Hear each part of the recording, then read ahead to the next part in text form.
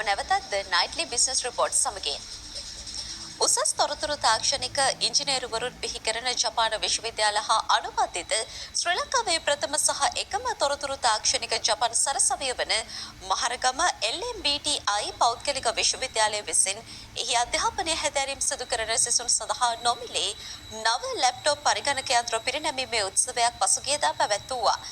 එම ආයතන පරිශ්‍රයේදී එමෙන්ම එයට සමගාමීව එම විද්‍යාලයේ අවසන් වසරේ උපාධිය ජපානයේ හැදෑරීම වෙනුවෙන් එම සැසුන්ට ජපානයට යෑමට අවශ්‍ය ගුවන් ටිකට් පත්ද එහිදී පිරිනැමීම සිදුව තිබෙනවා.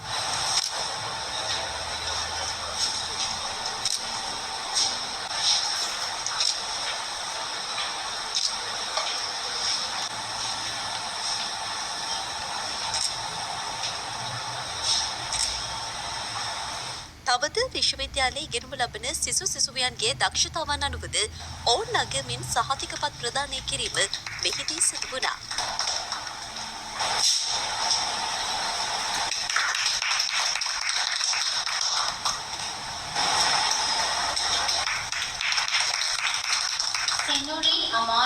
එම අවස්ථාව සඳහා විශ්වවිද්‍යාලයේ උපකුලපති මහාචාර්ය ආනන්ද කුමාර මහතා ජපාන තානාපති කාර්යාලයේ පළමු සහ දෙවන ලේකම්වරුන් ජයිකා කොළඹ කාර්යාලයේ ප්‍රධාන නියෝජිත කුරනුමා කෙන්ජි මහතා ඇතුළු පිරිසක්ද එක්ව සිටියා.